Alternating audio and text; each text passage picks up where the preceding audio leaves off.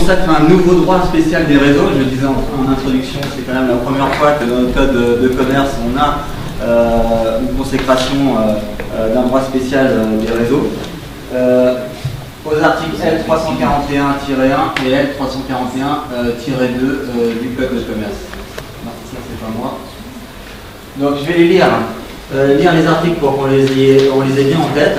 341.1 du code de commerce. L'ensemble des contrats conclus entre d'une part une personne physique ou une personne morale de droit privé, regroupant des commerçants autres que celles mentionnées au chapitre 5 et 6 du titre 2 du livre 1er du présent code, nous mettons à disposition les services mentionnés au premier alinéa de l'article L330-3 et d'autre part toute personne exploitant pour son compte ou pour le compte d'un tiers un magasin de commerce de détail ayant pour but commun l'exploitation de ce magasin et comportant des clauses susceptibles de limiter la liberté d'exercice par cet exploitant de son activité commerciale, virgule, prévoit une échéance commune. Il n'y a pas de virgule dans le texte. La résiliation d'un de ces contrats vaut résiliation de l'ensemble des contrats mentionnés au premier alinéa du présent article. Le présent article n'est pas applicable au contrat de bail dont la durée est régie par l'article L145-4 du contrat, virgule, au contrat d'association et au contrat de société civile, commerciale ou coopérative. On connaît la grande clarté du législateur. Alors, on va revenir sur 2-3 points qui nous intéressent tous, juristes de réseau. La première question, on va faire très simple. Toujours pas. La première question, est-ce que seuls les réseaux de distribution sont concernés par cette loi nouvelle? On a une décision du Conseil constitutionnel du 5 août 2015 qui a précisé que la loi ne s'appliquait qu'aux réseaux.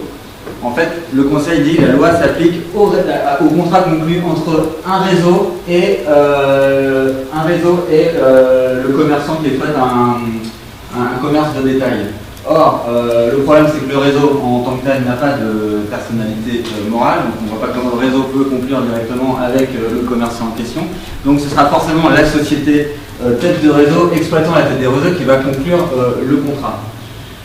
Toutefois, dans la loi, lorsqu'on la reprend précisément, on constate qu'il peut s'agir d'un contrat conclu entre une personne regroupant des commerçants et un seul point de vente de détail hors réseau.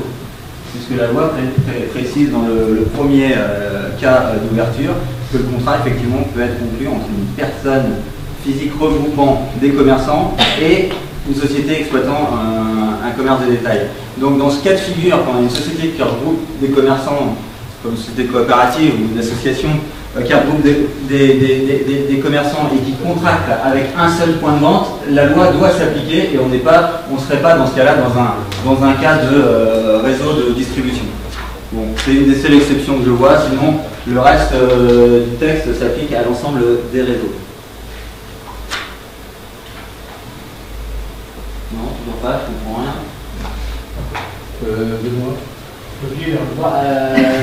Quels réseaux sont concernés? Bravo. Quels réseaux sont concernés? On parle de mise à disposition des services mentionnés à l'article L330-3 du Code de commerce, que vous connaissez tous par cœur. Donc c'est le fameux article qui impose la mise à disposition, enfin en contrepartie d'une exclusivité du nom commercial, d'une marque ou d'une enseigne, et qui impose donc le respect de la fourniture des obligations précontractuelles. Donc ça c'est l'article issu de la loi Doubin. Donc lorsque on a ces services qui sont applicables, effectivement la loi va s'appliquer. Mais l'immense majorité des réseaux comprennent la mise à disposition de ces services, donc non commercial, marque, enseigne, mais la totalité de réseaux ne sont néanmoins pas concernés. Alors l'immense majorité des réseaux, c'est par exemple la franchise, le partenariat, la distribution sélective, la licence de marque, la commission affiliation, tous ces contrats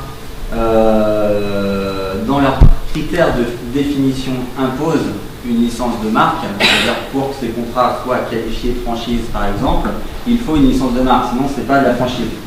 Pour qu'un contrat de licence de marque soit qualifié de licence de marque, il faut une licence de marque, sinon ce n'est pas de la licence de marque par définition.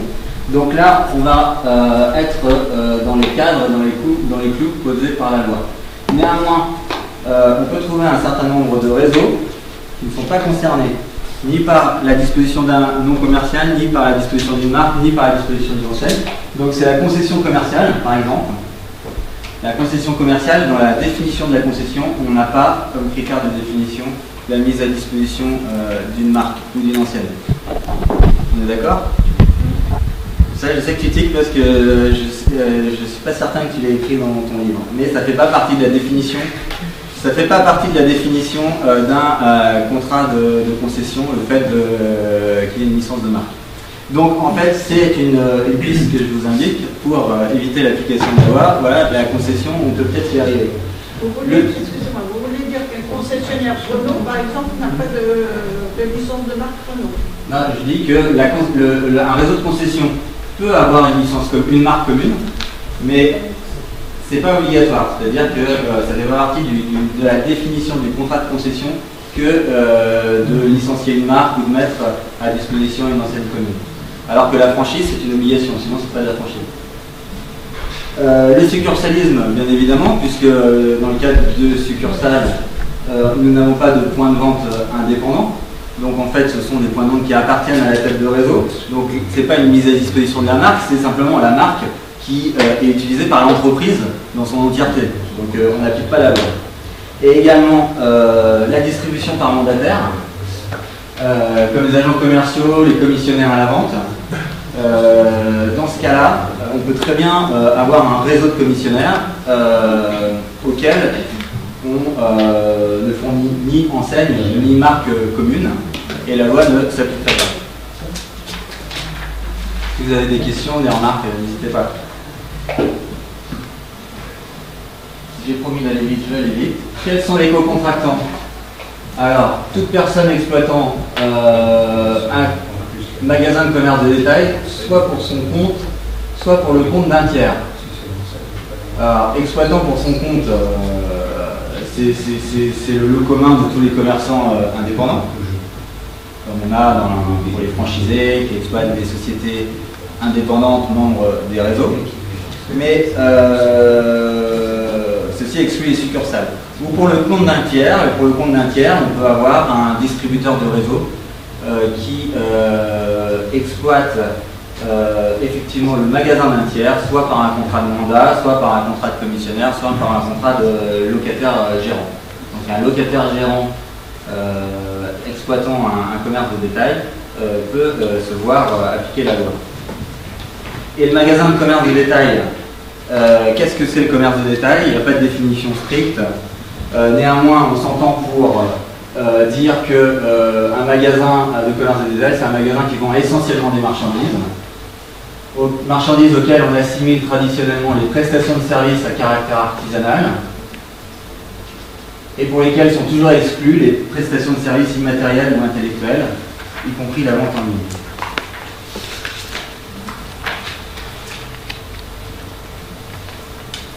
Alors les contrats visés, les contrats doivent avoir pour but commun l'exploitation du magasin et comporter des clauses susceptibles de limiter la liberté d'exercice de l'exploitant.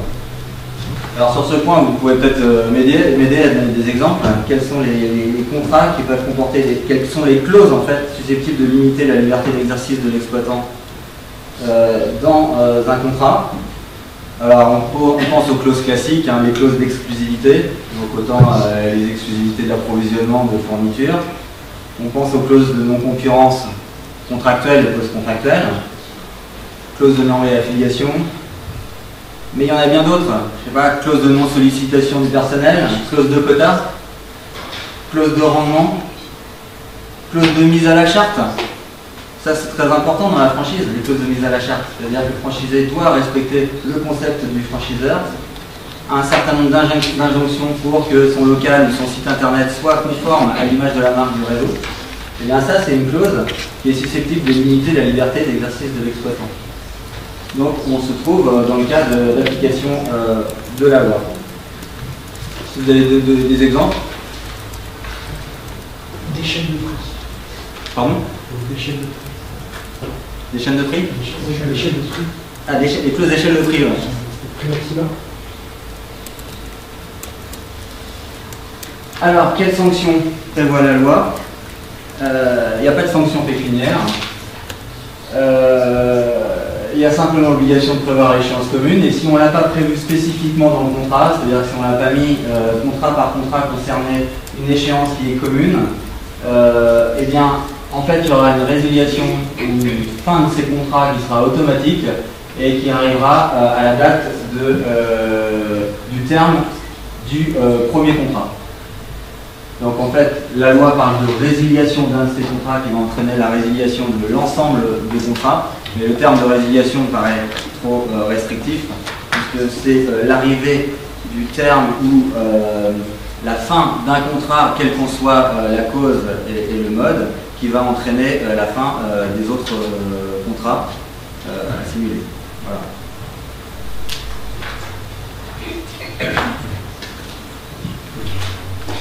Alors, il reste l'article L341-2, très rapidement. Toute clause ayant pour effet, après l'échéance ou la résiliation d'un des contrats mentionnés à l'article L341-1, de restreindre la liberté d'exercice de l'activité commerciale de l'exploitant qui a précédemment souscrit ce contrat, est réputée non écrite. Ne sont pas soumises au premier du présent article les clauses dont la personne qui s'en prévaut démontre qu'elles remplissent les conditions cumulatives suivantes. Elles concernent des biens et services en concurrence avec ceux qui font l'objet du contrat mentionné au Lantin. Deuxièmement, elles sont limitées aux terrains et locaux à partir desquels l'exploitant exerce son activité pendant la durée du contrat mentionné au Lantin. Troisièmement, elles sont indispensables à la protection du savoir-faire substantiel, spécifique et secret transmis dans le cadre du contrat mentionné au Lantin. Quatrièmement, leur durée n'excède pas un an après l'échéance ou la résiliation d'un des contrats mentionnés à l'article L341-1. Alors, pour résumer, en fait, c'est la prohibition des clauses post-contractuelles, telles que les clauses de non-concurrence, les clauses de non-réaffiliation, dans les contrats de réseau. Et la seule exception sont les contrats qui peuvent se prévaloir des 4 conditions qui sont cumulatives. La première remarque qu'on puisse faire, c'est que les 4 conditions en question, on les retrouve déjà en droit communautaire. Donc, ce sont des conditions issues des règlements d'exemption de 2010, qui limitaient à 1 an les clauses de concurrence post-contractuelle et qui les limitaient au local, notamment d'exploitation, et qui limitait également aux contrats qui visaient à protéger un savoir-faire. Néanmoins, cette introduction en droit français pose un certain nombre de questions. La première, c'est parmi les conditions, la troisième impose la protection du savoir-faire. Donc, cette condition circonscrit en fait le bénéfice de l'exception au réseau de franchise, puisque comme vous le savez, la définition, le savoir-faire est un critère déterminant de définition de la franchise. D'ailleurs, c'est le seul réseau qui a pour critère de définition le savoir-faire avec ces 3 conditions secret, substantielles et identifiées. Donc en fait, c'est une exception qui a été écrite par le législateur au bénéfice de la seule franchise. La question qu'on peut se poser, c'est pourquoi la seule franchise? Un réseau de partenariat voit toute clause post-contractuelle prohibée. Un contrat de concession de la même façon. Un contrat de licence de marque de la même façon. Un contrat de commission d'affiliation de la même façon. Seule la franchise peut bénéficier de cette exception. La deuxième remarque que je voudrais faire, c'est est-ce que finalement c'est si intéressant pour les franchiseurs de se prévaloir de cette interdiction, enfin en tout cas de cette exception, pardon, parce que on voit bien que le franchiseur qui va mettre une clause de non-concurrence post-contractuelle d'une année prend le risque et encourt le risque de justifier cette clause face à un franchisé qui va vouloir sortir, en tout cas qui va vouloir ne pas appliquer cette clause. Et ce risque il est quand même assez important puisqu'on voit bien qu'il va être obligé de justifier son savoir-faire et l'existence de son savoir-faire dans le cadre débat judiciaire. Et on sait tous très bien que le risque est maximum dans ce cas-là de voir un juge juger que finalement le savoir-faire n'est pas suffisant pour qu'il soit qualifié de substantiel, spécifique et secret. Et si un tribunal rend une telle décision, c'est tout le réseau de franchise qui tombe. Et oui, puisque à partir du moment où il n'y a plus de savoir-faire, il n'y a plus de franchise. Donc on va qualifier le contrat différemment, mais pas de franchise. Donc, si j'ai un conseil à donner aux franchiseurs, c'est de prendre toute précaution avant d'inscrire dans leur contrat ces clauses post-contractuelles et d'être bien certain de pouvoir défendre leur savoir-faire devant un tribunal, puisque ça ne manquera pas d'arriver très rapidement. Les franchisés vont s'engouffrer dans la brèche et essayer de contester le savoir-faire pour faire sauter cette clause post-contractuelle. Ça a déjà commencé. Ouais. Donc là, si je comprends bien, il n'y a que le contrat de franchise, sous les réserves que tu as indiqué tactique, il n'y a que le contrat de franchise qui peut continuer à insérer dans son contrat une clause de concurrence post-contractuelle, ouais. Parce qu'il n'y a que lui qui remplit la condition numéro 3. Ouais. Et quand même ce serait le cas, de toute façon, elle est limitée au local, le type exploité. Exactement. Donc si le type passe la rue et se met côté impair, c'est pas grave. Exactement. On s'en fout. Hein, enfin, c'est fini. La pratique. En pratique, oui, mais effectivement, le franchiseur peut très bien ouvrir, par exemple, un point de vente, absolu, hein, si on lit le texte, un point de vente en face de celui qui bénéficie de la clause aussi. Ouais, on sait. Moi, en tant que praticien des réseaux, j'ai toujours, dans le langage, utilisé le mot communication de savoir-faire et pas de transmission. Parce que si je transmets, c'est donc dire qu'il n'y a plus rien à dire. Oui. Communication, c'est-à-dire pas. Moi, je suis convaincu qu'il y a tout le monde qui va plus en public parce que le professeur Mado, c'est que si pendant un an, en tant que franchiseur, ton savoir-faire n'est pas avancé, c'est que tu n'apportes rien et les avantages concurrentiels sur les autres réseaux n'existent pas. Donc je trouve que autant ne pas la mettre, cette clause, et faire en sorte que tu donnes envie sur ce que tu apportes, ta proposition de valeur en tant que franchiseur ou quand même un franchiseur, que tes franchisés, ils prennent ça. Si tu te protèges, ouais, je vais définir une exclusivité pendant un an, je suis tranquille, et que tu n'as pas fait avancer ton savoir-faire, c'est que de zéro. Et quand on observe certaines sont très très dynamiques comme telles, tu as compris quand tu vas accrocher les gens comme ça que ça va très vite et qu'ils associent les franchisés à leur problème. Moi, c'est vrai, mais SDL d'un an, il faut quand même être utile aussi pour se retourner sur le territoire. C'est très bien que ça tombe, ce genre de truc, ça évite les rentes de situation. Oui, il faut être pratique, Je poserai la question aux avocats et aux confessants. Combien de temps faut-il pour faire exécuter le respect de la clause de non-concurrence? En référé, ça peut aller vite, mais effectivement, il faut que les conditions soient réunies. Il va y avoir une exécutoire. Voilà, j'ai promis d'aller vite, je suis allé vite.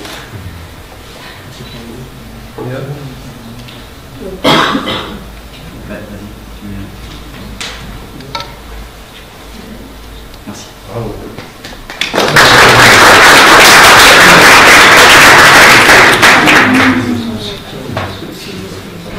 C'est pour la photo, je m'excuserai auprès de l'Assemblée.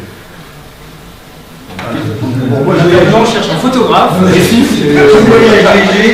Ni PowerPoint, ni photo très photogénique. C'est pas grave. Ouais. Donc moi je dois vous parler de la loi El Khomri et de ce qu'elle introduit comme nouveauté majeure sur le papier, en tout cas dans les réseaux, à savoir l'instance de dialogue social. Alors qu'est-ce que c'est que ce merdier? C'est pas grand chose, tout calme, c'est le droit du travail, et on va se rendre compte qu'en réalité il n'y a pas grand chose à en craindre. Je ferai trois observations, j'organise mon propos en trois points. Comment on en est arrivé là, qu'a fait la police, comment on s'en sort, comment on la met en place, à quoi ça sert et qu'est-ce qu'on a à craindre si on n'y arrive pas ou si on ne veut pas. Et en conclusion, pour comme ça vous indiquer vers où on va, moi je me suis rendu compte dans le cadre de mes travaux que ce n'est pas tellement l'instance en elle-même qui est un problème, c'est ce que sa naissance a révélé comme faiblesse de nos institutions, notamment de celles qui sont censées représenter la franchise. C'est plutôt la façon dont c'est arrivé et le fait que ça existe qui est un problème. Le bidule en tant que tel, c'est pas très grave, c'est très circonscrit, ça se gère, c'est pas un problème. Alors, je vais aller vite aussi, donc on va pas relire les textes mot à mot, ils sont sur de très bons sites internet, dans les bouquins, dans les codes. Moi, ce que j'aimerais, c'est que vous sortiez d'ici avec un peu de hauteur, entre guillemets, et des clés de lecture sur cette nouvelle institution, notamment parce que comme on n'a pas de recul, on est forcément obligé de faire un peu de prospective. Et pour arriver à faire la prospective, il faut bien comprendre effectivement d'où ça vient, par quoi c'est animé, et quelles sont les forces de l'esprit qui sont derrière tout ça. Alors, moi, quand j'ai découvert le fait que ça allait arriver et que ça arrivait, j'ai été pris d'un sentiment très désagréable. Et ce sentiment très agréable, il vient du fait, pour moi, mais je pense que c'est partagé, par le fait qu'on n'a rien vu venir. C'est jamais agréable, ça d'être surpris dans son propre écosystème. Et on n'a rien vu venir pour, à mon avis, 4 raisons. La première explication, c'est qu'on s'est fait imposer quelque chose qui, pensait-on, ne devait pas nous arriver. Ça ne devait pas nous arriver pour 2 raisons. D'abord parce qu'on était, nous, on est encore des indépendants. On n'est pas des salariés, c'est pas le monde du travail, c'est franchiseur, franchisé, donc c'est plus indépendant que salarié quand même. Donc normalement, on se considérait comme étant hors d'atteinte et hors de portée de tir de ce genre de bêtises. Ça ne devait pas nous atteindre. Donc on se sentait un petit peu protégé de ce risque-là. La deuxième raison pour laquelle ça ne devait pas nous arriver, c'est qu'en plus d'être indépendant, on s'était fabriqué toute une mythologie de l'autorégulation. Foutez-nous la paix, on est entre nous, on se gère, on se contrôle, on se sanctionne, entre guillemets, surtout ne venez pas. La pub a fait ça longtemps avec le bureau de vérification, mais peu ça fonctionne. Donc nous, on était sur cette mythologie de l'autorégulation, et donc on ne voyait pas pourquoi on viendrait nous imposer quelque chose. C'était sans compter les travaux des forces contrôlées. Alors, le problème, c'est qu'on n'est pas si indépendant que ça, parce qu'on se rend compte qu'il nous arrive dans les réseaux de franchise, ce qui arrive dans le monde du travail en général aujourd'hui, c'est le sens de l'histoire, on en discutait tous les deux il y a quelques instants, c'est que salariés, indépendants, tout ça commence un peu à s'interpénétrer, se mélanger, les frontières sont plus très claires, et quand on voit d'ailleurs qu'un des projets du gouvernement Macron, c'est de faire en sorte que les indépendants puissent bénéficier de l'assurance chômage, ça veut bien dire qu'on a beau retenir ça de toutes nos forces, on sent des coups de butoir très très très forts sur le petit monde des indépendants qui n'est plus aussi isolé qu'ils le pensaient. Et ça, c'est le sens de l'histoire. Donc c'est normal qu'il y ait eu une espèce d'inertie qui nous entraîne comme ça vers ce type de choses. Deuxième point, c'est l'autorégulation. L'autorégulation, elle n'a pas fonctionné. Elle n'a pas fonctionné parce que, je vais avoir des mots un peu durs, mais l'instance avec un grand I, la fédération avec un grand F, qui est censée représenter la franchise, comme elle le dit, n'a pas joué son rôle. Elle n'a pas joué son rôle parce que la Fédération française de la franchise, elle a été atteinte là, dans une espèce de faiblesse congénitale qu'elle a. C'est que la FFF, c'est un OGM. C'est-à-dire que ça a commencé par défendre les franchiseurs, après il y a des franchisés qui sont arrivés, ça s'est plus ou moins débattu avec des... Quand ils s'étagent de voix avec façon forte, on ne savait plus trop qui ils étaient, et donc ça n'a pas fonctionné. Donc, les murs sont tombés, et l'arme de répression massive qui aurait dû être la voie de la FFF, ça n'a pas marché. Le troisième point, c'est qu'on s'est fait imposer ça, peut être ce qu'il y a de pire, cette espèce d'hydre à 5 têtes qui est sortie de l'antre de Vulcain, les syndicats. C'est la CFDT qui a poussé. Mais la CFDT, elle a poussé à raison, parce qu'elle fait son job, elle se rend bien compte qu'effectivement, le monde du salariat, c'est un peu comme une énergie fossile, c'est un peu en train de se tarir, qu'il faut passer aux énergies renouvelables, et qu'il faut passer sur un mode de mix énergétique, et que donc il va falloir aller taper dans l'indépendant. Donc elle fait son job, c'était quelque part un peu prévisible, il n'y a pas de raison. Mais on s'est fait un peu ça par un syndicat, c'est pas très agréable, surtout que c'est celui-là qui a eu la voix qui porte le plus, le nôtre, entre guillemets, le majoritaire, le dominant, on ne l'a pas beaucoup entendu, à part faire circuler des pétitions qui ne servaient à rien. Donc ça, c'est pour ça que c'est arrivé, et que ça s'impose à nous. Moi, je me souviens d'un petit déjeuner, à l'époque on en faisait encore, dans un obscur sous-sol de l'avenue de la Grande Armée à la Chambre de commerce, ou bien de la maison qui abrite les chambres de commerce. Déjà il y a 4-5 ans, on parlait de ça, ici à Guéret. Tout le monde rigolait, enfin, les 4 qui étaient autour de la table rigolaient, non, ça n'arrivera jamais, mais c'est arrivé, sur ce type d'entrisme, de modèle salarié, le monde du travail, dans le monde des indépendants. Donc ça c'est sur l'historique et pourquoi effectivement ça m'a pris de court, ça nous a tous pris de court et ça nous a quand même laissé un sentiment un petit peu amer et désagréable au fond de la bouche. Alors, l'instance de dialogue social, c'est quoi? Elle est posée par l'article 64 de la loi travail. Alors, je ne suis pas capable de la projeter, mais vous le relirez pour ceux qui ont la mémoire courte. Dans les réseaux d'exploitants d'au moins 300 salariés en France, on voit à peu près, liés par un contrat de franchise, on pense voir, mentionné à l'article 330-3 du Code de commerce, là on va déjà beaucoup moins voir, qui contient des clauses ayant un effet sur l'organisation du travail, on peut voir, et les conditions de travail dans les entreprises franchisées, on voit déjà moins. Lorsqu'une, là aussi, dans les virgules y sont, lorsqu'une entreprise syndicale représentative au sein de la branche ou de l'une des branches dont relève l'entreprise du réseau ou ayant constitué une section syndicale au sein de l'entreprise du réseau le demande, le franchiseur, c'est lui, engage une négociation qui vise à mettre en place une instance de dialogue social commune à l'ensemble du réseau, comprenant des représentants de salariés, de franchisés, et c'est présidé par le franchiseur. Donc là-dedans, il y a des critères qui font qu'on sait vraiment si on rentre ou si on rentre pas. Alors, quel réseau il concerne? Il faut un réseau d'exploitants. Bon, ok, donc il faut un réseau de commerce organisé, on a l'impression. Il faut un réseau d'exploitants. Il faut qu'il y ait 300 salariés en France. Alors, c'est pas forcément équivalent temps plein. Donc là, on commence un peu à prendre ses distances avec les façons de compter les salariés pour les CE, les choses comme ça. C'est 300 salariés en France. On ne compte pas, de grâce, les salariés du franchiseur, sauf les salariés du franchiseur qui bossent dans des unités pilotes, c'est-à-dire qui sont soumises a priori aux mêmes conditions de travail que le franchisé lambda. En tout cas, le back-office, l'administratif du franchiseur, ça ne compte pas dans le périmètre. Ces 300 salariés de ces réseaux d'exploitants, ils sont liés par un contrat de franchise mentionné à l'article 330-3 du Code du commerce. Là, on voit que les mecs dans les cabinets ministériels, ils sniffent du lourd, mais du brel de mer du Nord. C'est attention, ça va secouer. Donc, c'est des réseaux de franchise mentionnés à l'article 330-3. C'est dommage, dans l'article 330-3, on ne parle pas de réseau de franchise. Petite calme, c'est pas grave. Alors, il y avait deux interprétations possibles. Soit on se disait de façon extensive, et la CFDT priait pour ça, de Dieu qu'elle le croit, on se disait, c'est pas compliqué, en fait, quand on dit réseau de franchise, mentionné à l'article 330-3, on parle de la franchise, comme disait Michel au départ, on parle de la franchise pour le tout. C'est ce qu'on appelle générique. J'ai noté quand même pour avoir très intelligent ce que c'est. Alors, la version moyennement intelligente, c'est un nom de marque lexicalisé, donc Frigidaire, Kinex. On parle de la franchise, mais pour tout.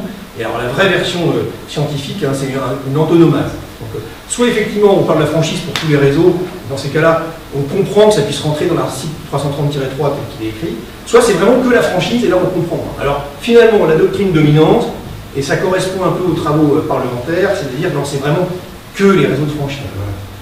Donc, c'est que les réseaux de franchise, et dans les réseaux de franchise, ceux qui entrent, plutôt que mentionnés, ceux qui entrent dans le champ d'application de l'article 330-3. Donc, tous les réseaux, tous les contrats qui ne sont pas des contrats de franchise, en tout cas qui prétendent ne pas en être, parce que personne ne sait vraiment complètement ce que c'est à dormir tranquille sur ses deux oreilles, ce qu'est un contrat de franchise, a priori, ils ne sont pas concernés. Et quand on n'a plus que, de façon résiduelle, le contrat de franchise, c'est les contrats de franchise donc, qui rentrent dans le champ du 330-3, c'est-à-dire, pour un type simple comme moi, des contrats dans lesquels, en contrepartie de l'exigence d'une exclusivité ou d'une quasi-exclusivité, on te donne le droit d'utiliser des signes de ralliement distinctifs d'une enseigne. Alors, ça va être 99,9% des contrats de franchise, bien qu'effectivement, en théorie, il pourrait y avoir un contrat de franchise, ça n'existe pas, moi je ne vois pas le. Donc, ça ne concerne que les contrats de franchise, et ça veut donc dire que tous les autres contrats, a priori, sont exclus de ce type de dispositif. Pourquoi c'est cette interprétation-là qui est la plus qui est celle qu'il faut retenir? C'est parce que le gouvernement dit c'est le contrat de franchise qui est considéré comme étant le plus contraignant. C'est le contrat de franchise, le vrai, qui est censé être le seul qui peut avoir une descente de charge telle qu'au niveau local, ça impacte sur l'organisation du travail ou les conditions de travail.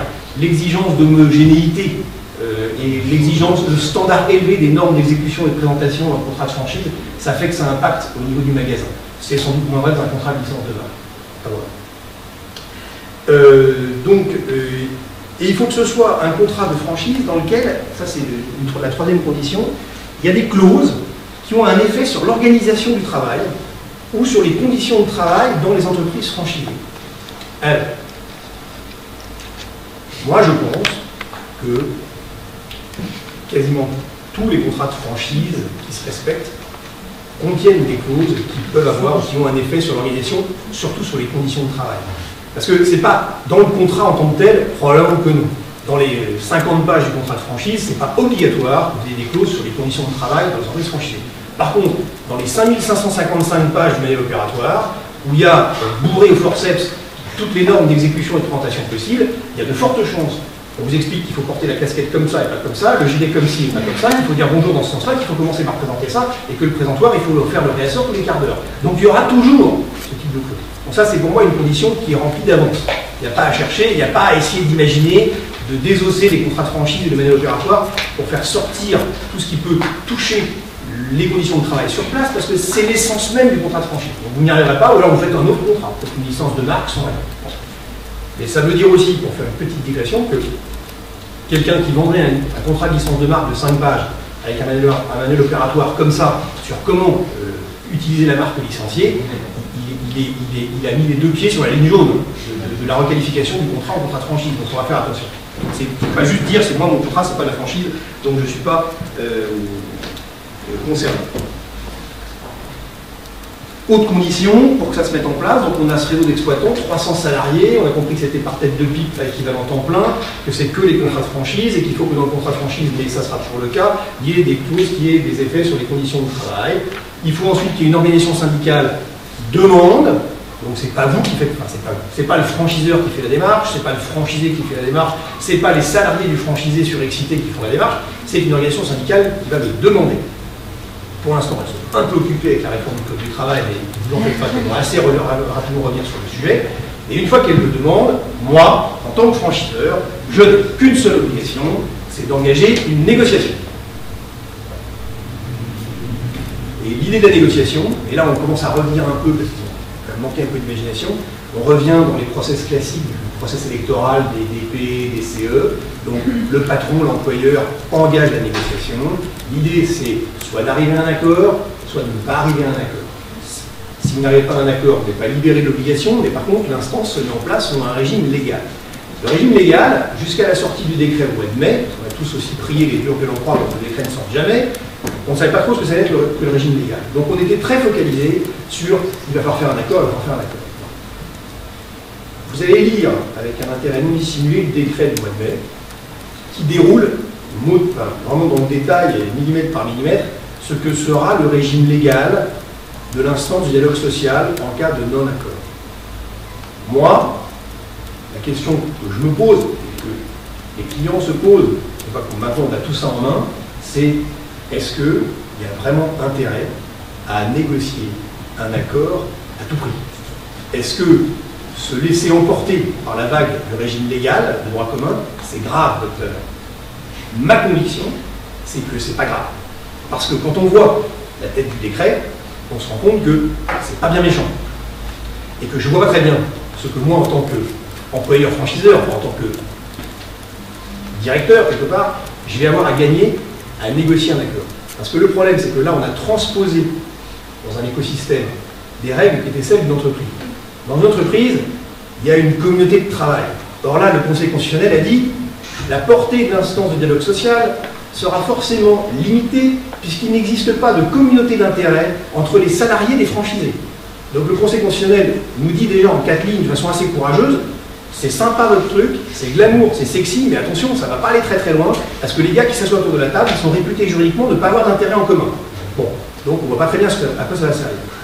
Quand on est dans l'entreprise, c'est un peu différent, parce que j'ai peut-être intérêt à négocier et à lâcher sur certains aspects d'un accord électoral pour la mise en place d'une instance représentative du personnel, parce que je vais gagner sur d'autres aspects. Autrement dit, bon, je n'ai pas d'exemple très concret en tête, mais on voit bien qu'il peut y avoir une négociation. Ok, les syndicats, vous allez gagner sur ce point-là, mais par contre, moi, sur l'autre, je me récupère. Donc voilà, sur le temps de travail, vous me laissez faire. Par contre, okay, sur le CE, je vous laisse avancer. Mais là, c'est pas possible. On n'a pas cette faculté d'exercer de la pression ou des concessions sur différents leviers. Il n'y a quasiment pas de levier. Moi, je ne vois pas aujourd'hui quel est l'intérêt du franchiseur et de ses représentants de franchisés d'aller négocier pied à pied un accord qui serait dérogatoire au régime commun. Donc, il y a fort à parier que, mis à part quelques exceptions, de façon pas forcément paresseuse, mais de façon intelligente, on se laisse aller à ne pas trouver d'accord. Alors, on a droit à 6 mois, on peut renouveler encore 6 mois, Et si on ne trouve pas d'accord, au bout de 6 mois, il y a un constat de non-accord et l'instance se met en place comme le prévoit le décret. Alors, le décret dit quoi? En 2 mots, il explique surtout à quoi ça sert. Alors, il ne faut pas que je me trompe. Voilà. Alors, partant du principe qu'il n'y a pas de communauté d'intérêt, là on commence un peu à prendre la tangente par rapport au comité d'entreprise qu'on peut connaître. L'instance du dialogue social, elle a 2 rôles principaux. Alors, dans l'ordre chronologique tel que c'est présenté par les textes, le premier rôle, c'est de recevoir des informations. Pas mal. Elle n'est pas consultée. Le CE, vous savez, c'est un process d'information-consultation. On n'est pas lié par l'avis, mais enfin, quand même, on demande leur avis aux délégués du personnel, aux délégués syndicaux. Quand l'avis est défavorable, c'est toujours un peu compliqué. C'est pas grave, mais c'est compliqué. Là, on donne des informations. Alors, ça n'engage pas tellement à grand-chose. Alors, les informations qu'on doit donner en tant que franchiseur, et 2 fois par an, minimum si on s'en tient à l'accord tel qu'il résulterait du décret, c'est des informations du franchiseur sur ses décisions à lui, en tant que franchiseur, de nature à affecter le volume des effectifs, la structure des effectifs, la durée du travail ou les conditions d'emploi chez les franchisés. Autrement dit, moi en tant que franchiseur, si j'ai un franchisé qui fait un plan social et qui dégage 200 personnes, c'est pas à moi de donner l'information. Moi, je donne des informations sur ma structure de franchiseur et sur mes décisions à moi qui peuvent impacter les conditions de travail des franchisés. Si je fais un plan social chez moi, mais que je considère que ça n'a pas d'impact sur le boulot des franchisés, qui sont à 1500 km de là, j'ai peut-être même pas forcément à le dire. Donc on voit bien déjà que là, on commence à rencontrer les limites du système. C'est des informations qui vont quand même d'assez loin intéresser les salariés des franchisés. Ils sont quand même plusieurs étages en dessous dans la vie quotidienne. Donc, elle est informée, cette instance, mais elle n'est pas consultée, donc on ne pose pas de questions. Hein, on ne pose pas de questions. Quand on est représentant des salariés des franchisés à l'instance de dialogue social, on ne dialogue pas, on ne pose pas de questions. On entend les informations que veut bien donner le franchiseur sur son périmètre de responsabilité, mais on ne pose pas de questions. Alors, comme elle n'est pas consultée... Non, ça ne m'étonne pas. Mais comme c'est mon tour, là, moi j'ai dit on ne pose pas de questions. L'année prochaine, vous serez invité, vous serez là, vous direz pour tout le monde, vous n'êtes pas mon avis, mais pour l'instant, c'est moi. Donc, il n'y a pas de questions, et comme il n'y a pas de questions, et comme il n'y a pas de consultation, il n'y a pas de registre. Il n'y a pas de registre de réunion, il n'y a pas de communication de PV, il n'y a pas de PV. C'est pas obligé. Ça peut être très light, hein. C'est pour ça, pas très grave. Donc, pas de questions, pas de PV, pas de registre, pas d'affichage sur le tableau réservé au personnel, rien de tout ce qu'on déteste en général quand on est employeur. Rien. Bon. Comme on s'est quand même rendu compte que ça n'allait pas faire l'affaire et que les types de la CDT étaient là en train de taper dans la porte en disant ça ne peut pas être que ça, sinon on va se faire ramasser, alors on a accordé le droit aux représentants des salariés franchisés, alors pas de poser des questions, mais de formuler des propositions auxquelles le franchiseur n'est pas obligé de répondre. Donc il peut y avoir des propositions qui émergent des représentants des salariés franchisés. On n'est pas obligé de répondre, on n'est pas obligé de donner un avis, on peut les consigner. Alors ceux qui ont une politique sociale proactive, dynamique, sympa, généreuse, font semblant de répondre, de réfléchir, de reporter ça à une autre réunion, de faire en sorte qu'on les en soit tenu compte dans la mesure du possible des contraintes de service, mais on n'est pas obligé de le faire. Voilà. Donc c'est à ça que ça sert. Donc moi, à part passer l'été dessus de façon un petit peu angoissée, je me suis dit, mais finalement, effectivement, c'était un peu ma conclusion du départ. Ce qui est très angoissant, c'est que c'est pu arriver comme ça sans qu'on s'en rende compte, et moi je crains ce qui va arriver derrière. Je crains qu'après on nous fasse le coup des œuvres sociales. C'est-à-dire qu'on va nous dire, mais attendez, tous ces petits franchisés qui sont dans des petites TPE de 5 salariés, qui n'ont pas de comité d'entreprise, ils n'ont pas les concepts. Enfin, je dirais que Johnny Hallyday, c'est Pascal Popset, mais ils n'ont pas les concerts pas chers, ils n'ont pas ci, ils n'ont pas ça. Il faut quand même faire quelque chose, vous comprenez? Et à mon avis, c'est ce qui nous attend juste derrière. Rendez-vous l'année prochaine dans 2 ans, on va se taper les œuvres sociales. L'obligation du franchiseur et des franchisés de mettre en place quelque chose qui ressemble à un CE pour les salariés et les franchisés, ça va arriver. Ça va arriver, ça arrive déjà pour les indépendants. Vous avez des centrales d'achat qui se positionnent comme étant des centrales d'achat simili œuvres sociales pour les indépendants. Donc ça existe déjà. Donc ça, c'est voilà, ce à quoi sert l'instant de dialogue social. Alors si vous ne la faites pas, qu'est-ce qui se passe? Parce que ça c'est très français comme approche. Hein. Qu'est-ce que je risque si je fais rien? Alors là, c'est festival, si je retrouve mes papiers. Alors, si je ne la fais pas, il y a 2 chemins de croix qui s'offrent à moi. Il y en a un, c'est quelque chose qui va ressembler au délit d'entrave du droit syndical. Donc le délit d'entrave du droit syndical, c'est quelque chose qui est archi connu dans le domaine des DP, des instances représentatives du personnel, des CE, pas de problème, c'est codifié comme ça, au mot près dans le code pénal, et c'est un peu le problème. C'est que le code pénal, c'est du pénal, le pénal, c'est restrictif, c'est d'interprétation restrictive.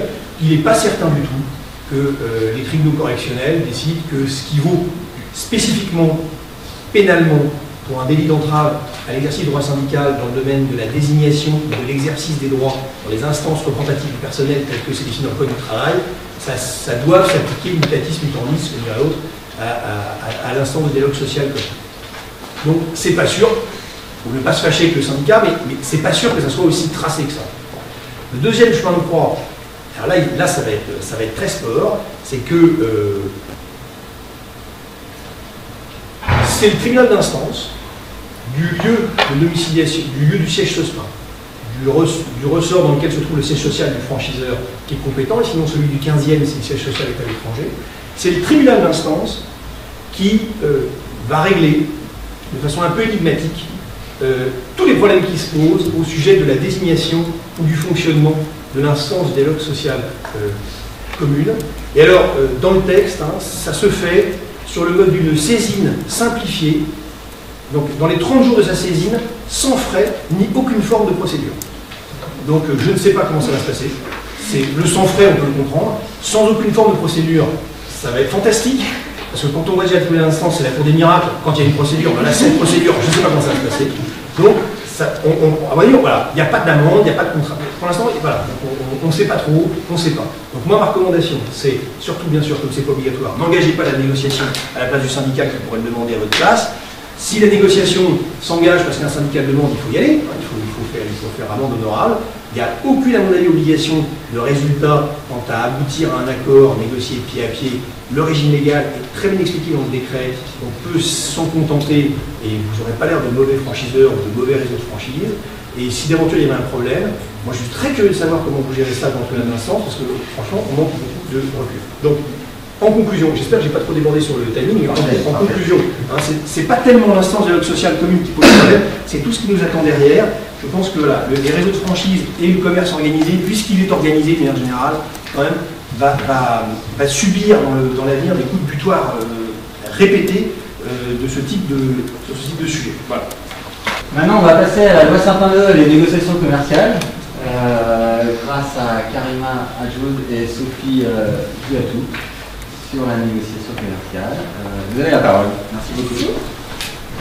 Alors, j'ai invité Sophie pour me dire que la négo commerciale, ce n'est pas les juristes qui l'amènent. Nous, en général, on écrit le contrat, on essaye d'aller voir l'opérationnel. Et je trouve qu'avec la directrice d'achat du groupe ophtalmique, les produits ophtalmiques, ça apporte la partie pratique de cette négociation commerciale et de cette loi Sapin-II. Je dirais qu'en introduction, il faut se rappeler de la loi Sapin-II, les circonstances, en tout cas économiques ou politiques qui étaient. C'était une crise agricole. Les agriculteurs de lait et du porc trouvaient qu'ils n'avaient pas assez d'argent. En tout cas, à la fin de la chaîne, quand on voyait le prix du distributeur, l'agriculteur, finalement, il se sentait un petit peu lésé. Et la loi Sapin-II s'est dit, bon, puisqu'on est dans la transparence, je vais essayer de revoir tout ça pour justement qu'il y ait plus de transparence. Et peut-être qu'avec plus de transparence, je vais rééquilibrer en fait la répartition des valeurs pour les producteurs. Après il y avait l'entreprise agroalimentaire et après le distributeur. Et donc elle a commencé ça en modifiant la loi Macron, puisqu'avant il y avait la loi Macron, sur 3 axes: la convention unique, en modifiant les nouvelles pratiques restrictives et le renforcement des sanctions. Sur la convention unique, comment ça se passait avant la loi Sapin et la loi Macron? On avait une convention unique, un contrat cadre annuel. Elle était conclue avant le 1er mars, ou 2 mois avant, ou 2 mois suivant le point de départ de la commercialisation du produit. Donc là, jusque-là, tout va bien. On avait l'habitude. Ensuite, la loi Macron vient, puisqu'avant on avait l'habitude de transmettre les CGV avant le 1er décembre. Ensuite, la loi Macron vient, elle dit fini l'obligation de transmission des CGV avant le 1er décembre. Après, elle a modifié aussi le barème des prix des fournisseurs et les modalités de consultation. La coïncidence des dates entre prix convenu et obligation de coopération, donc les deux dates peuvent être dissociées maintenant, et le prix qu'on aura négocié n'est pas nécessairement appliqué au 1er mars. Et là, mais presque un an après la loi Macron, la loi Sapin tombe et elle dit, ben moi en fait, ma convention unique, qui normalement était annuelle, j'ai proposé qu'elle soit pluriannuelle. Pluriannuelle, c'est quoi? Elle offre en fait une possibilité d'avoir un contrat qui a une durée de 1, 2 ans ou 3 ans. Et en plus, dans ce contrat, qui aura plus d'1 an, on met une clause de révision de prix. Et dans cette clause de révision de prix, on dit en gros, il faut que pour étudier ce prix durant l'application de ma convention unique, je me réfère à un indice public qui est en lien avec le produit ou le service que j'aurai vendu. Et voilà, je retrouve mes notes, comme tout le monde. Donc, hop, et ça, c'est la modification du coup de l'article L441.7 après la loi Sapin. Donc, essentiellement, c'est cette partie-là, en fait, juste la partie vraiment convention unique sur la soumission et la pluriannualité des contrats et la clause de révision de prix.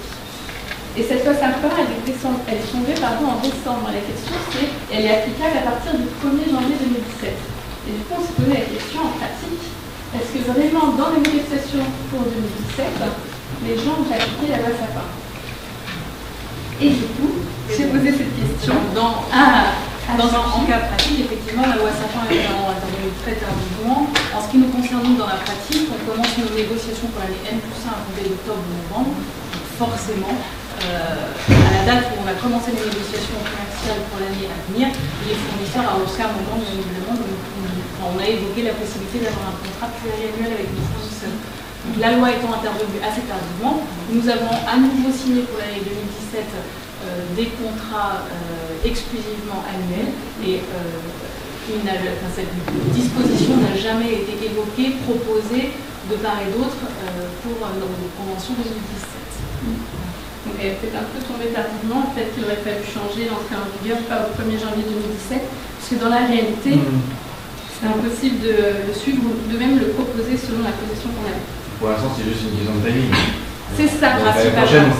C'est ça, peut-être c'est une année de transition. Ouais, c'est ça, c'est de l'année que justement. Peut-être ce sera une année de transition, justement, on va se poser la question, est-ce que finalement ça vaut le coup ou pas d'être en annuel? Et si clause de révision, quid de cet indice que je peux insérer dans mon contrat. Ensuite, dans ce qui a été ajouté, la loi Sapin a ajouté donc de nouvelles dispositions sur les pratiques restrictives. Bon, il y en a une qui est tout à fait logique par rapport à la modification de 441.7. C'est l'imposition d'une clause de révision de prix ou de renégociation de prix par référence à un ou des indices publics sans rapport direct avec le produit ou la prestation. Donc ça, c'est le pendant en fait de 441.7 quand on a rajouté la clause de révision de prix. C'est sûr que si on vend, je ne sais pas moi, du chocolat et je prends pour indice le pétrole, ça va être un petit peu difficile. Ensuite, on a la soumission, la tentative de soumission à des pénalités de retard de livraison en cas de force majeure. Bon, j'ai juste envie de dire qu'en cas de force majeure, normalement, le contrat est suspendu. Qui sont ces vilains qui ont donné des pénalités de retard? Il y en a dans la salle. Ça, j'ai pas compris. Ouais. L'intérêt de la loi. A priori, il semblerait, de ce que j'ai vu, que certains très gros distributeurs imposaient ça à leurs petits fournisseurs. Ensuite, à la très très longue liste de 442-6.1, qui parlait en fait de tous les avantages qui ne correspondaient pas à aucun service effectivement rendu ou manifestement disproportionné. Là, on a ajouté les opérations promotionnelles. On a ajouté aussi des rémunérations des services rendus par une centrale internationale. Sur les rémunérations des services rendus par une centrale internationale, la technique de certains opérateurs, c'était de se dire, je vais négocier des prestations avec mon fournisseur. Moi, je suis la centrale en France. Et je vais lui demander en plus qu'il me paye la prestation, parce que c'est ma centrale internationale qui va les mettre en place, et je vais lui demander de me payer cette prestation. Donc ça a augmenté en fait artificiellement la rémunération. Et sur les offres promotionnelles, sur les opérations promotionnelles, là j'ai envie de dire que oui, dans la pratique, les opérateurs économiques font des cofinancements d'opérations promotionnelles parfois. Maintenant, la LME, c'était à peu près la même chose, puisque ça rentrait en fait dans l'avantage ne correspondant à aucun service effectivement rendu ou manifestement disproportionné. Donc là, dans la pratique, comment ça se passe? Dans la pratique, de même avec le fournisseur actuellement, pour l'ensemble des dispositions, des offres promotionnelles que nous mettons en place dans le courant de l'année, on répond de la même façon que dans le cadre de la LME à une exigence en fait, de documentation et de garder les preuves de la réalisation certaine de l'opération commerciale. Donc là, c'est vraiment le suivi du process qui avait été mis en place, il y a plusieurs années. Après, peut-être ça leur fait plaisir de rajouter à cette longue liste. Ensuite, on a un renforcement des sanctions des pratiques restrictives de concurrence.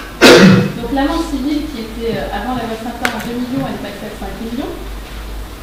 L'amende administrative, elle est passée de 375 000 € à 2 millions. Et il y a l'idée d'une publicité systématique. Et là, la question qu'on se pose, c'est mais en fait, on est en train de se rapprocher des pratiques anticoncurrentielles en termes de sanctions. Est-ce que, in fine, toutes les sanctions du droit commercial vont être celles de la pratique anticoncurrentielle? Et surtout, ce qu'on se dit, c'est que quand on est dans une pratique anticoncurrentielle, on peut comprendre qu'on ait des sanctions hyper importantes, puisque d'abord, on fait une étude de marché, l'impact du marché à l'économie, de cette éventuelle entente, etc. Et se dit que les pratiques, en tout cas restrictives de concurrence, ce qu'on a vu dans les jurisprudences, c'est que même le 2 millions n'était pas atteint jusqu'en janvier 2017, même pas janvier 2017, même les 2 millions n'étaient pas atteints, en général on était à 1 million. Donc l'opportunité d'augmenter jusqu'à 5 millions, c'est plus, je pense, d'un point de vue pratique que dans la relation commerciale avec le fournisseur, on aura plutôt tendance à ce que la sanction devienne un caractère dissuasif dans la relation commerciale de part et d'autre. 2 millions, ça l'était déjà. Oui, ça l'était déjà, mais je crois que c'est pour ça que quand je dis de part et d'autre, je pense que la notion de risque et la perception du risque, par sa valorisation, qu'elle soit tant chez le fournisseur que l'acheteur, est importante. Donc l'acheteur, pour nous également, je pense que ne serait-ce même qu'en interne, c'est important aussi qu'on fasse comprendre aux opérationnels le risque de la sanction. Qu'il soit de 1 à 5 millions, effectivement, la provision n'est pas la même. Et puis selon financièrement parlant, je pense qu'elle est dissuasive. Puis selon la personne et le rapport de force qu'on a en face, je pense que le 2 millions peut-être n'était pas très dissuasif et que le 5 peut-être c'est un peu plus dissuasif. Donc ce qui est intéressant, en fait, du coup, je me suis dit, tiens, c'est intéressant, on va regarder la jurisprudence Le Gallec, qui a été confirmée du coup par la Cour de cassation le 25 janvier 2017, et qui parle en fait de toutes ces notions, de L441-7, de L442-6, etc. Ce qui s'est passé, c'est qu'en 2010, il y a eu un contrôle de la DGSR, ils ont contrôlé 300 contrats, soit 96 fournisseurs. Et dans ces 300 contrats, on avait 9 contrats 4 ristournes inconditionnels. Donc j'ai une ristourne, mais j'ai aucune condition. Obligatoirement, tu me la donnes. Ensuite, on avait 23 contrats avec des ristournes conditionnelles, mais sans fixation de conditions. C'est une ristourne avec des conditions, mais j'ai pas de conditions. Ensuite, on avait 29 contrats. Donc ça c'est des RFA paliers, mais il n'y avait pas de CA annuel minimum. Et ensuite on avait 57 contrats avec des RFA sous condition d'atteindre un chiffre d'affaires annuel inférieur à la moitié du chiffre d'affaires de l'année passée. Facile, j'ai envie de dire, de la toucher. 57 fois. Et donc là, ce qu'ils ont considéré à la DGCRF, c'est qu'il y avait 100 000 contrats qui présentaient un déséquilibre significatif au profit du distributeur. Donc là, le rapport de force, on peut penser que c'est aussi des petits fournisseurs, parce que le Gallec, c'est une grosse machine. Ce qui s'est passé, c'est que quand ils sont passés en première instance, le tribunal de commerce de Paris a débuté le ministère, en considérant que finalement, non, il n'y a pas de déséquilibre significatif, c'est juste la libre négociabilité, laissons-les négocier. Donc on va en cour d'appel, et en cour d'appel de Paris, le 1er juillet 2015, condamne le Gallec en considérant qu'il y a effectivement un déséquilibre significatif entre la relation fournisseur-distributeur. D'une part parce que les RFA relatives au CA étaient sans aucune contrepartie.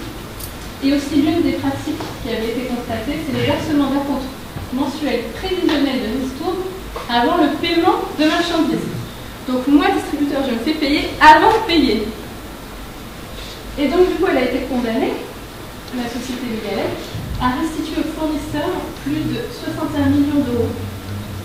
Donc ça, c'est toutes les RFA indûment touchées et une amende civile de 2 millions d'euros. Donc là, c'est vraiment, enfin moi, dans les jurisprudences, je crois que c'est la seule qui a atteint en tout cas le montant max d'avant la loi Sapin. Donc si on avait été sous la loi Sapin, potentiellement, ils auraient été condamnés à 5 millions. Et je crois... Voilà. Donc après, évidemment, puisqu'on aime bien les scénarios judiciaires, on va en cour de cassation. Et la cour de cassation, du coup, elle confirme l'arrêt de la cour d'appel. Et en gros, ce qu'on doit comprendre, c'est que déjà les conventions écrites entre fournisseurs, distributeurs, en tout cas toutes les conventions écrites qui sont issues des négociations commerciales, faut être très rigoureux dans la rédaction. Parce que c'est un des moyens, en tout cas, c'est une des preuves pour apprécier le déséquilibre quand il y a des GCRF contrôle.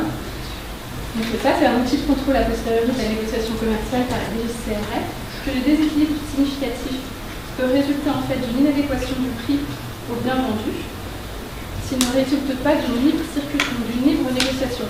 Et l'absence de contrepartie, finalement la libre négociabilité des tarifs, ce qu'on voit, c'est sa limite, c'est qu'il n'y ait pas de contrepartie. S'il n'y a pas de contrepartie, en fait, je ne suis pas en train de négocier, je suis juste en train d'imposer et j'ai moi mon rapport de force. Moi, je suis gros distributeur ou gros fournisseur, puisque ça dépend en fait où on se bat, où j'impose mes choses et voilà. Je crois que c'est la dernière slide.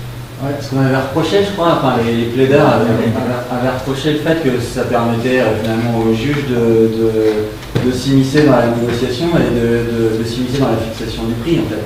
Ça revient à un contrôle sur le prix. Ben, je pense pas, là, c'était plutôt...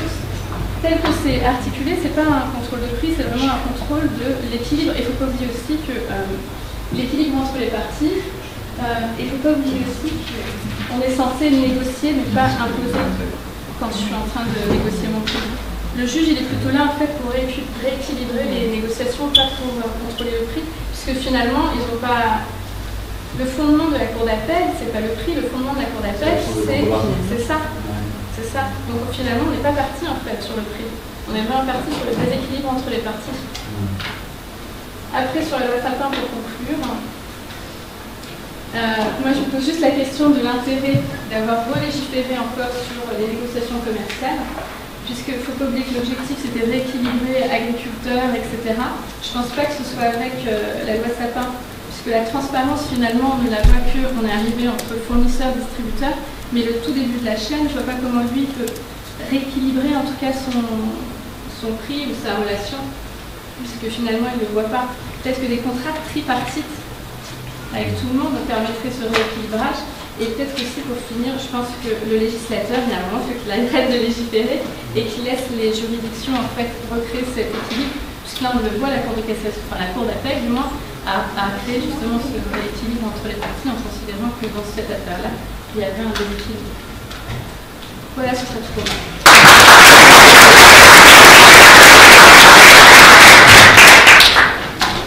Merci beaucoup à vous deux. Je devais vous poser des questions que je ne vous ai pas posées. C'est pas grave, vous avez pris le relais, c'est bien. Dernière intervention. Monsieur Antoine Sennelier, réseau Sushi Shop, qui va nous parler de la loi pour une république numérique.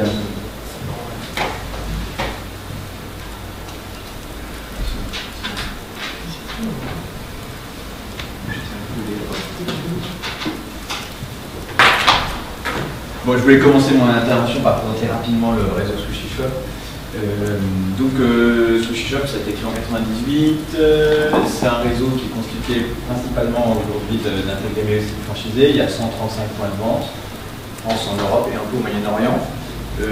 En France, on devient de plus en plus majoritaire en intégré parce qu'on a acheté des franchisés. Parler du produit, excusez-moi, du service, on est leader en France sur le segment de la restauration rapide, sushi, maki, premium, livraison à domicile et vente importée. Et par rapport au sujet qui nous intéresse aujourd'hui, ce qui est important de savoir, c'est que 50% de nos ventes du chiffre d'affaires, qui représente pour le groupe 100 millions, et puis après il faut rajouter le chiffre d'affaires est fait par Internet, que ce soit par Internet ou par les applis. Aujourd'hui, la majorité des ventes se font via les applis sur smartphone ou tablette. Et donc, moi j'en suis le responsable juridique depuis 2 ans, et on n'est pas une plateforme par rapport à la définition qu'a apportée la loi, donc je ne sais pas si je vais pouvoir répondre pleinement à la question, mais on est un acteur de e-commerce important avec les contraintes liées aux problématiques des données personnelles qui sont abordées par la loi du 7 octobre 2016. Donc je vais essayer d'aller vite et d'aller direct sur ça, je vous en ai déjà parlé. Donc on a plusieurs centaines de milliers de clients dans notre base, et on est présent dans 13 pays, et c'est en France qu'on gère le site internet qui est présenté aux consommateurs dans les 13 pays, en Europe principalement, et Moyen-Orient. Donc on a cette loi du 7 octobre 2016 qui dit loi Le Maire pour la public numérique. Je vais aller très vite. Il y a 3 volets. Un qui vise à favoriser l'ouverture et la circulation des données. C'est pointif notamment des réseaux. Faciliter l'accès des citoyens au numérique. Ça peut concerner des réseaux téléphoniques, mobiles ou des réseaux ADSL et haut débit. Et enfin, garantir un environnement numérique ouvert et respectueux de la vie privée des internautes. Et c'est surtout ce sujet-là que je vais vous parler. Je vais un petit peu parler des autres sujets. Donc neutralité des réseaux, j'en ai parlé. Portabilité et récupération des données, c'est un des versants de l'affirmation du principe de contrôle par les individus de leurs données personnelles. Ça concerne pour l'instant principalement les fournisseurs d'accès téléphonique ou internet. Ça permet de prendre ces données et d'aller voir un concurrent, de dire voilà, prenez ça, les autres ne les gardent pas, et ça permet de faire jouer la concurrence facilement. Donc ça, au niveau des plateformes, et pour revenir sur le sujet, ça a apporté une définition de ce que c'est que les opérateurs de plateforme. Alors, les opérateurs de plateforme, c'est soit des services de référencement des offres que vous pouvez trouver sur Internet, c'est des moteurs de recherche, c'est des agrégateurs de contenu, c'est des gens qui vont chercher les offres des hôtels, Trivago et autres, c'est des comparateurs, et enfin, c'est une autre catégorie, c'est les gens qui font une activité d'intermédiation, c'est les Airbnb et autres. Et donc on a une définition de ces opérateurs-là qui sont des nouveaux opérateurs. L'important pour ces opérateurs-là, c'est qu'aujourd'hui ils sont obligés, il l'était déjà un petit peu, mais c'était purement jurisprudentiel, d'apporter une information loyale vis-à-vis de leurs clients. Et alors, leur apporter une information loyale, c'est leur signaler les liens contractuels qu'ils ont avec les acteurs dont ils présentent les offres, expliquer en quoi ces liens contractuels peuvent influer sur le classement, et puis présenter les conditions générales de référencement ou d'accès aux services, pour donner aux consommateurs une vision claire des résultats et qu'ils puissent les interpréter. Autre sujet que moi je trouve connexe, parce que c'est loi fourre-tout, hein. Il y a plein de choses dedans, parfois trouver une organisation de ça n'est pas toujours évident. C'est l'obligation pour les sites qui ont des avis de consommateurs de les fiabiliser. C'est obliger, vérifier un peu la véracité, éviter que, moi je connais un peu le cas, on est franchisés, franchement ils sont un peu là, mais qui cherchaient à influer sur les notes qui figuraient sur les TripAdvisor ou autres. Les salariés étaient invités sous la contrainte à bien vouloir faire des commentaires positifs. Et c'est bizarre, ces acteurs-là ont aujourd'hui développé des algorithmes, donc ils sont en amont même de la loi, pour détecter ce genre de pratiques. Alors parfois, il y a des choses qui étaient tout à fait normales, les gens étaient contents, on n'a pas de chance, hein, et vous avez TripAdvisor ou autre qui disaient « Ah, mais c'est très bizarre, là. » Donc on vous a rétrogradé de 100 places. Donc nous, on avait des franchisés qui nous appelaient « Vous pouvez intervenir auprès de TripAdvisor, très compliqué. » Mais donc aujourd'hui, il y a l'obligation pour tous les acteurs qui ont des avis de consommateurs de fiabiliser cette source, dire de quand date l'avis et autres. Tout ça, toujours pour donner une information claire et loyale aux consommateurs. On a parlé du recommandé électronique, dans la loi, il y a aussi des détails sur ça. Une limitation des montants payés par SMS et le coffre-fort numérique qui est passé aux données personnelles. Donc dans cette loi-là, on a une nouvelle affirmation du principe de maîtrise de l'individu sur les données personnelles.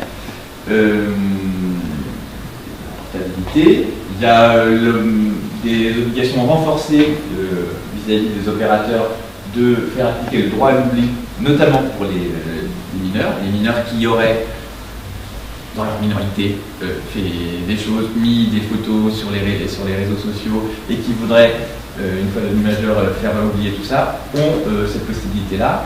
Et dans ce cas-là, l'opérateur de plateforme, parce que ça vise aussi les réseaux sociaux, doit s'exécuter beaucoup plus vite. Et s'il ne le fait pas, l'internaute peut aller saisir la CNIL qui doit répondre dans les 3 semaines. C'est très rapide.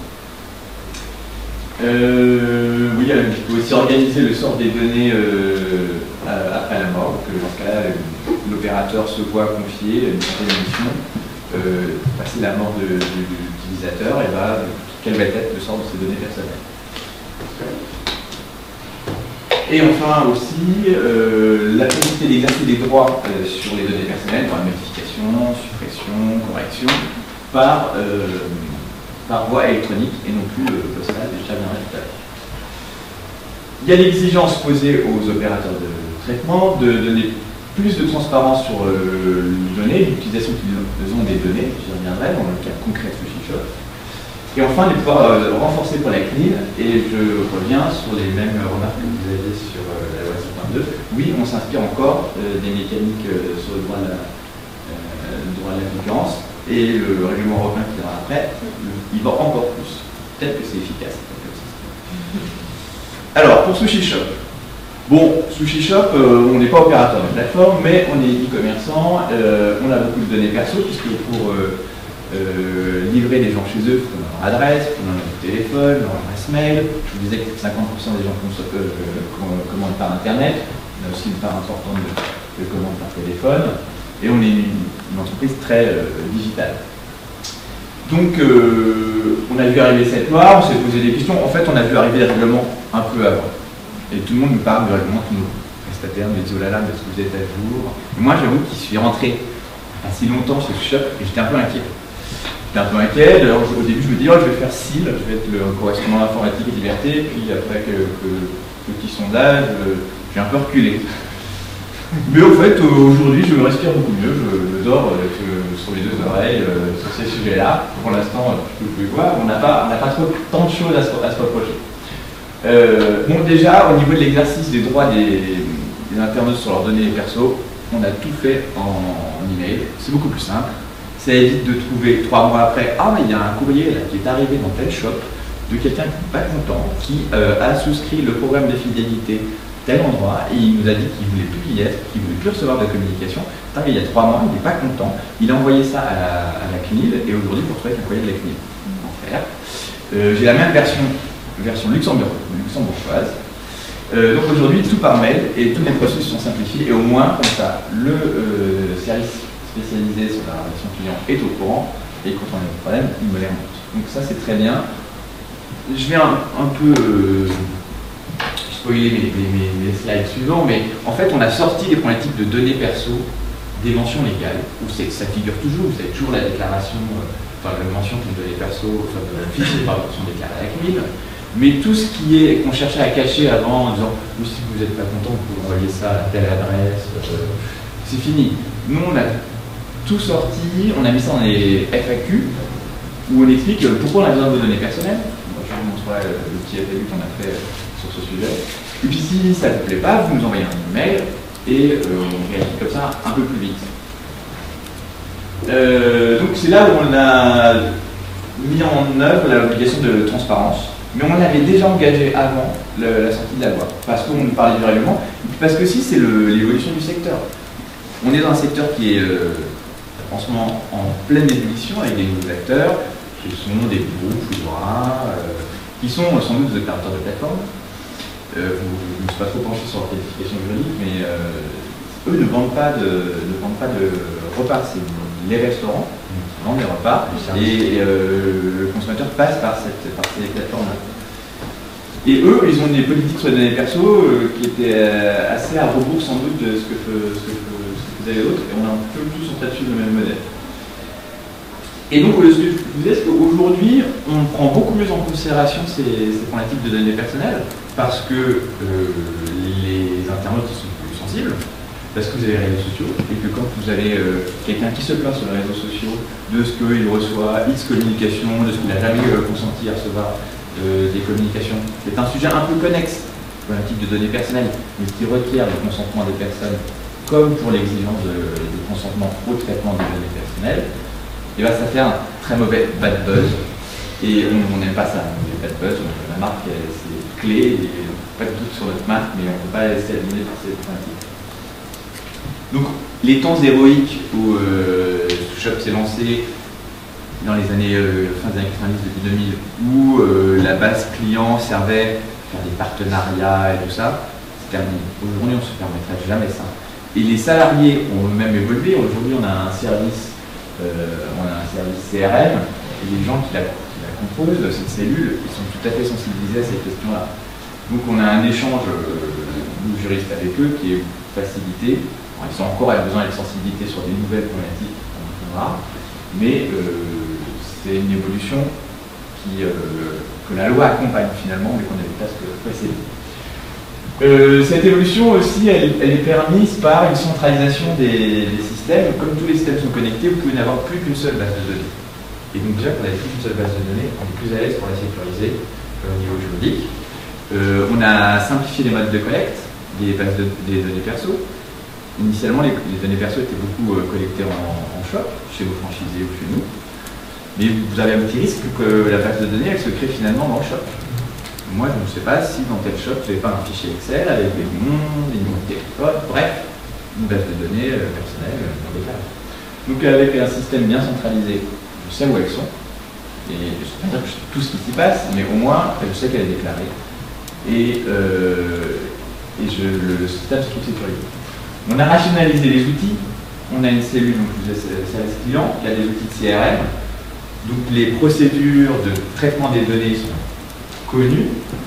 On sait par quel tuyau ça passe, par quel prestataire. Et en rationalisant, on a limité les risques d'une utilisation non déclarée des données personnelles.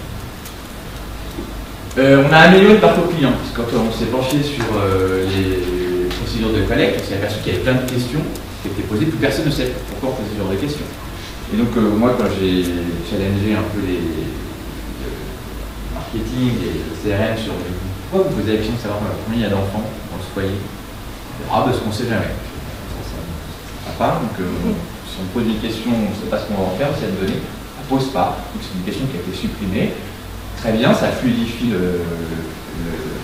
la filiation du consommateur et on limite les données perso.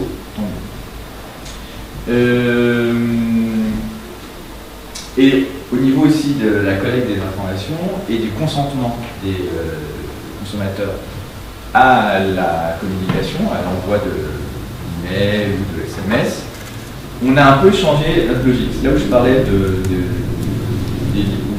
Flishti et autres. Eux, ils ne sont pas dans une logique qu'on a pu connaître dans le passé, d'aller chercher du consentement au maximum en précochant des cases. Je ne sais pas si vous connaissez les problématiques d'opt-in. Mais avant, c'est un peu ce qui se faisait dans chez beaucoup d'acteurs. Nous, on n'utilise pas ça. Je ne sais pas si on l'a déjà fait, mais nous, on fait autrement. C'est-à-dire que vous pouvez communiquer avec vos clients.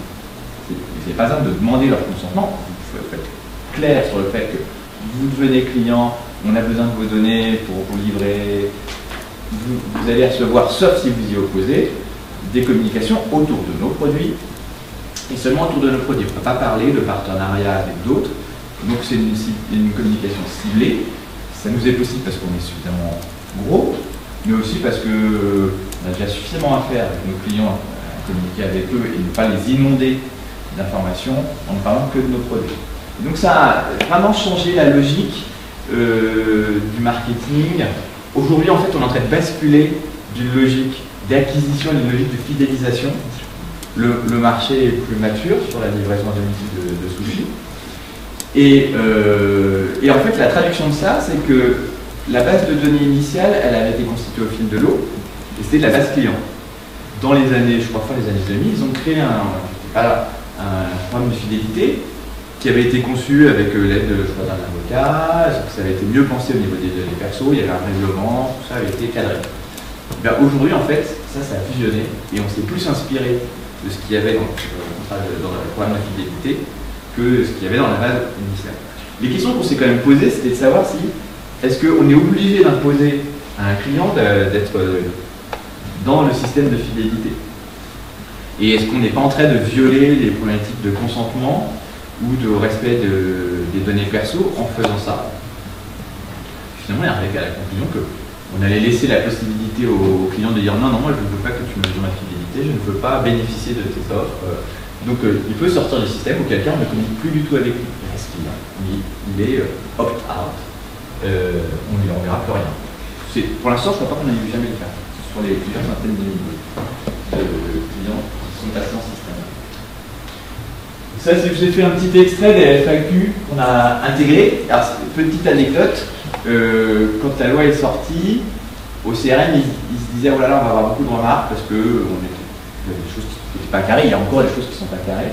Et ils l'ont vraiment conçu en se disant on va faire une FAQ qui va détendre les relations avec les éventuels grincheux et ça va nous éviter beaucoup de remarques. Et effectivement.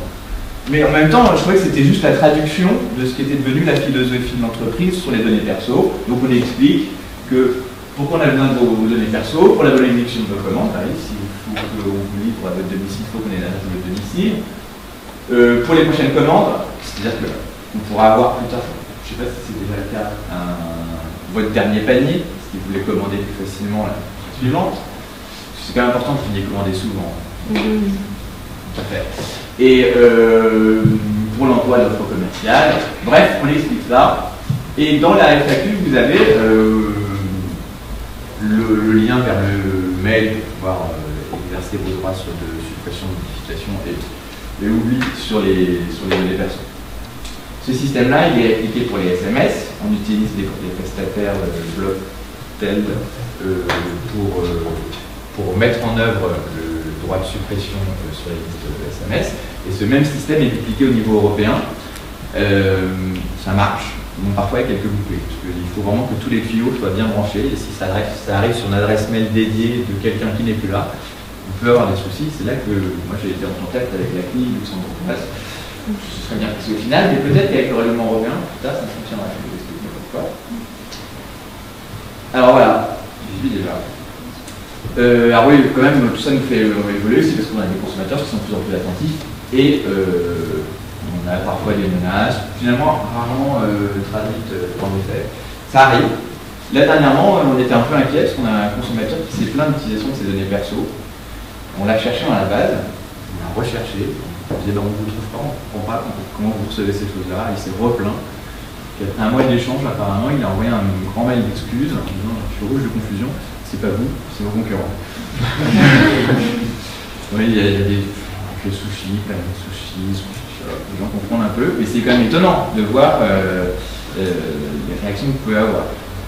Ce qu'on peut voir parfois aussi, c'est qu'ils sont pas bêtes, nos clients. Parfois, ils sont même un peu malins. Et il y en a qui ne payent pas forcément très bien et qui ont cherché à instrumentaliser les protections des données personnelles pour voir leur dossier oublié.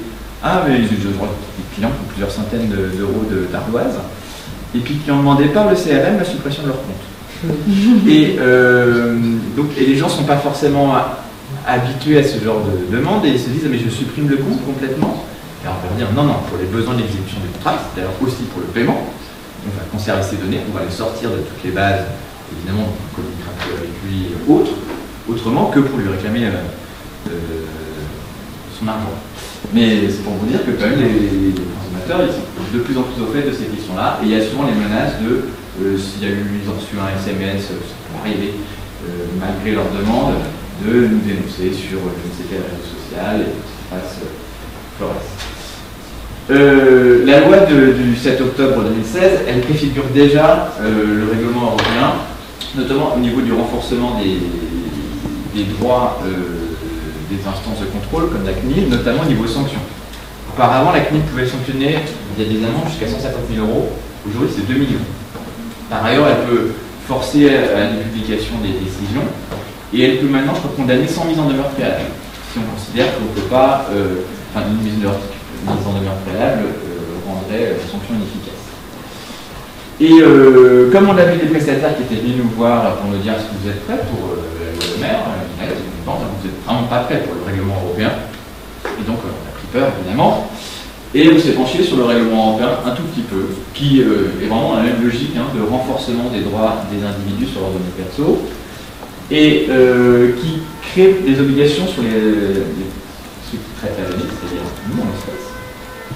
J'ai juste, excusez-moi, un petit oubli, la loi Le Maire nous a conduit à mettre dans nos FAQ la durée de conservation des données. Auparavant, on en avait une, mais on les connaissait, le consommateur non.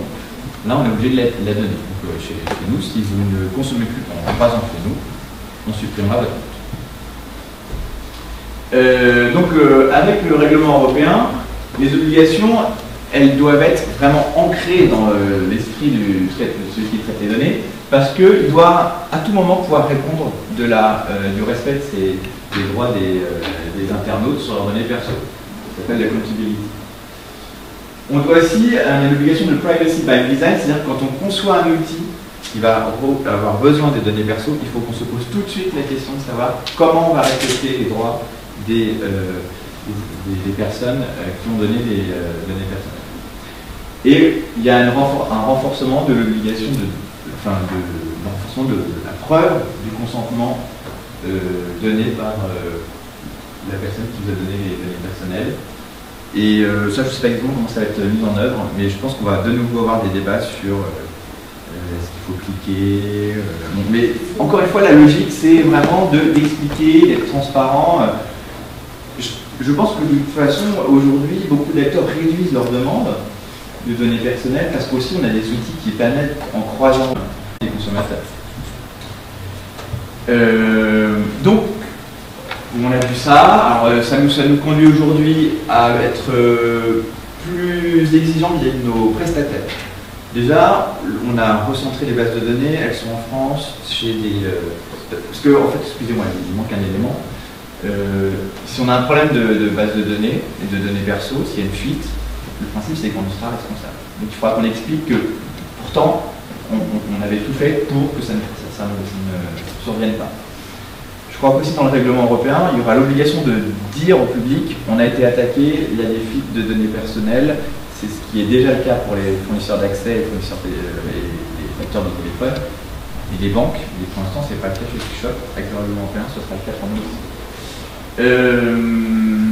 Donc, il y a un renforcement, il y a des sanctions qui peuvent maintenant être jusqu'à 4% du chiffre d'affaires, c'est applicable à partir du 26 mai 2018. Mais on a regardé si quand même nos pratiques seraient totalement remises en cause, et puis finalement, bah non, pas tant que ça. Il faut qu'on continue cette tendance à amorcer vers plus de transparence. Mais on pourra continuer à communiquer avec nos clients si on ne parle à nos clients que de nos produits. On a toujours cette exception-là. Et puis il y a aussi des opportunités. Comme je disais, on a 13 pays avec jusqu'à présent des réglementations différentes. Beaucoup de légendes urbaines sur ces réglementations, un peu entretenues par les prestataires qui nous vendent des prestations qui nous permettent de rentrer dans les clous que eux ont fini. Par exemple, en France, quand on regarde l'Allemagne, on se dit oh là là, l'Allemagne c'est terrible, vous ne pouvez pas communiquer avec les gens, sauf si vous avez ce qu'ils appellent un double opt-in. Ça veut dire avoir la preuve du consentement, mais que cette preuve elle puisse être... enfin, je ne sais plus exactement, mais je trouvais ça très bizarre.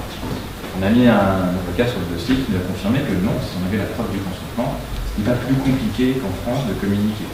Toujours est-il que c'était un frein pendant des années à notre développement digital en Allemagne. Bah, aujourd'hui, on va avoir un système uniformisé. Il peut y avoir des spécificités nationales, notamment sur le sort réservé aux données personnelles des mineurs. Mais bon, globalement, c'est quand même largement uniformisé. Et en plus, comme nous, on a un seul site, en fait, tout est géré à partir de la France, on aura une instance de contrôle unique. Donc, on aura un guichet unique. Donc, finalement, ce règlement européen sur les données perso, dont la loi du 7 octobre 2007 est une configuration, bah, s'il s'inspire de cette tendance-là, il n'y aura pas vraiment de révolution. Sauf qu'évidemment, toutes ces problématiques-là sont très liées à la solidité technique de votre installation. On se doit d'assurer la sécurité des données personnelles, on se doit d'avoir le consentement des personnes qui donnent ces données au traitement de leurs données. Voilà, c'était un petit panorama, j'espère que c'était très bien.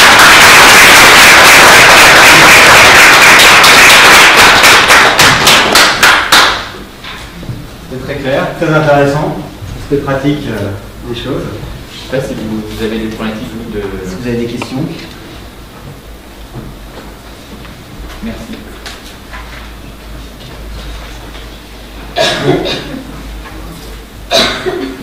Alors on a un petit peu dérapé, une demi-heure, je suis désolé, on n'a pas tenu le timing, c'est que ça devait être intéressant, j'imagine. Merci de votre attention.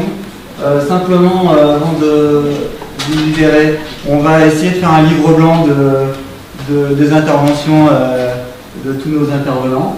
Donc on diffusera ça auprès de vous. Je dois avoir vos adresses email respectives, j'imagine, puisque vous étiez inscrits. Donc on va diffuser un petit document de synthèse récapitulative.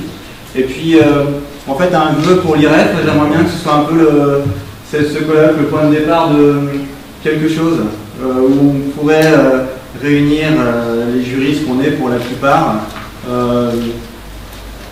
dans un environnement de réflexion favorable et convivial, un peu ce qu'on a fait aujourd'hui. Donc je pense que je vous donnerai rendez-vous à la rentrée mi-septembre pour un autre événement, pas forcément un colloque, mais je vais réfléchir à une façon de nous réunir, pourquoi pas différemment, de façon conviviale, pour qu'on puisse continuer à discuter des problématiques de réseau. Je ne sais pas si ça vous intéresse, j'imagine que oui.